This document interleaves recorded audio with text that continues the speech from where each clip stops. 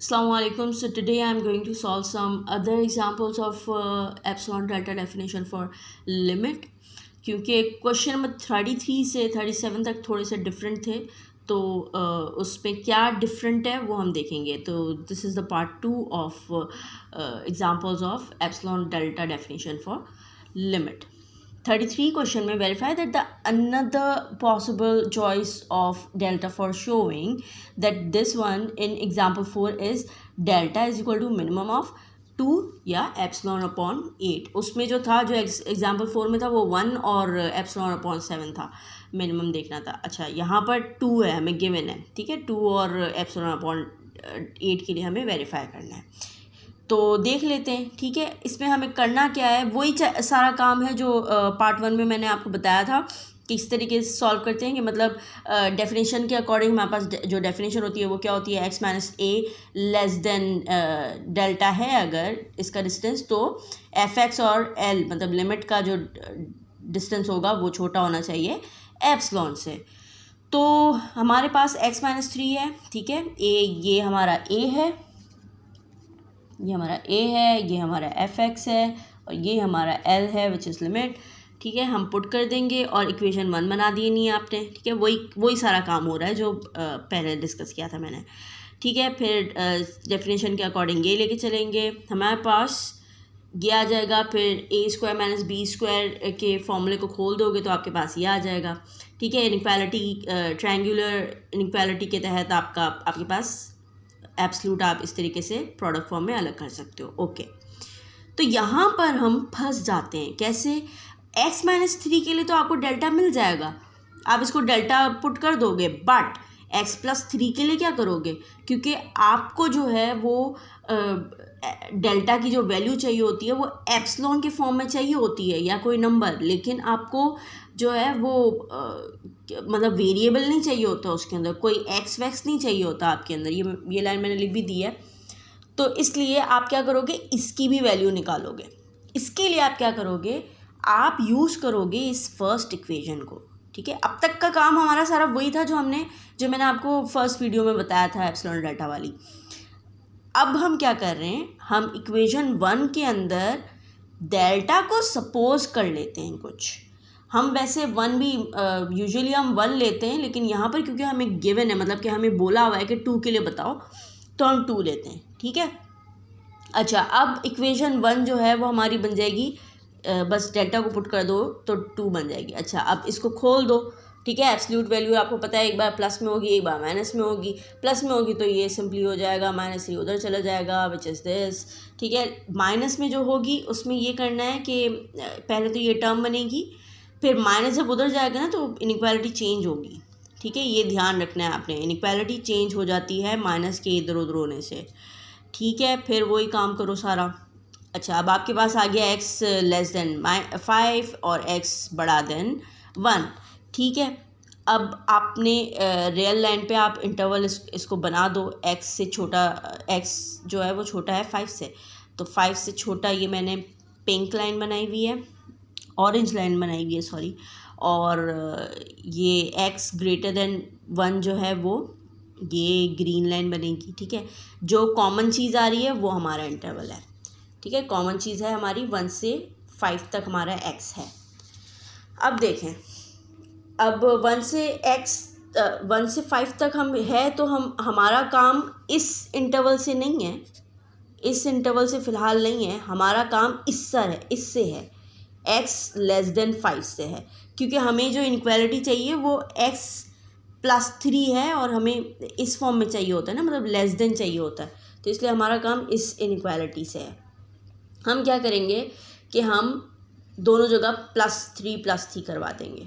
ठीक है, तो अब हमारे पास x प्लस 3 आ गया, दोनों जगह एब्सलूट ले लो, तो एब्सलूट लेने के बाद आपके पास ये आ जाएगा. ठीक है, और यहाँ पर 8 बन गया. अब आपके पास x प्लस 3 की भी इनइक्वालिटी आ गई है विच इज़ 8. ठीक है, x प्लस 3 का एब्सलूट जो है वो लेस देन है 8 के.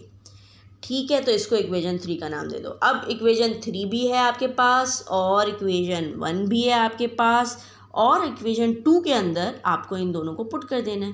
ठीक है, तो इक्वेशन 2 बिकम्स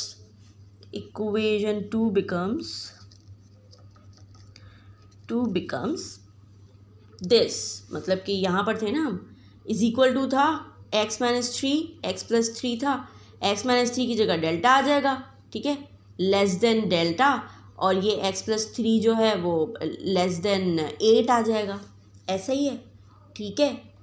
अब 8 डेल्टा है हमारे पास, यहाँ से वैल्यू निकाल लो उसकी एप्सिलॉन के साथ से डेल्टा की, तो 8 डेल्टा जो है वो आपका बन जाएगा delta is equal to epsilon upon 8।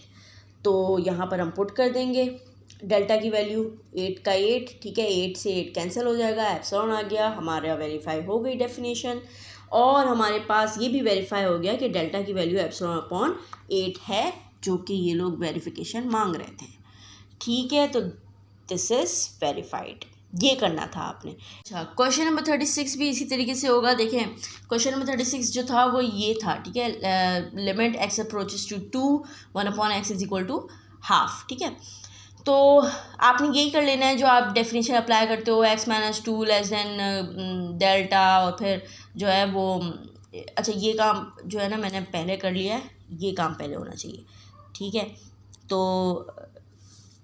Equation 1 का नाम दे दिया, फिर f(x minus L is equal to 1/x minus 1/2, limit वगैरह फंक्शन वगैरह डाल दिया, 2 माइनस एक्स, ठीक है, माइनस कॉमन ले लोगे तो x माइनस 2 बन जाएगा, जो कि हमारी इनइक्वालिटी के इक्वल हो जाएगा एब्सोल्यूट के साथ, तो हमारा मसला सॉल्व हो गया। लेकिन यहाँ पर मसला ये 2x का है अभी तक, क्योंकि 2x में x वेरिएबल है, ठीक है, तो जो x वेरिएबल को तो आने नहीं देना, हमें तो एप्सिलॉन की फॉर्म चाहिए, तो हमारे पास सॉल्व होके बेसिकली ये चीज़ बच रही है, और हमें नहीं पता कि एब्सोल्यूट x किसके इक्वल है।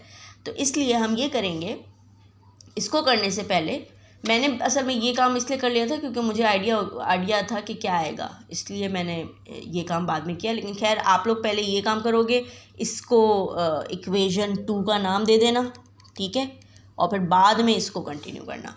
खैर, तो फिर हम ये करेंगे कि let epsilon is equal to 1, ठीक है, 1 के इक्वल रख दोगे इसको, इक्वेशन 1 को, और फिर बाद में जो है वही काम करोगे कि x माइनस 2 जो है पॉजिटिव और एक बार नेगेटिव में, और फिर इसको इनइक्वालिटी निकालोगे, x लेस देन 2 आ जाएगा, x ग्रेटर देन 1 आ जाएगा, आपके पास ये चीज़ बनेगी जो कॉमन आएगी 1 और 2 से के बीच में।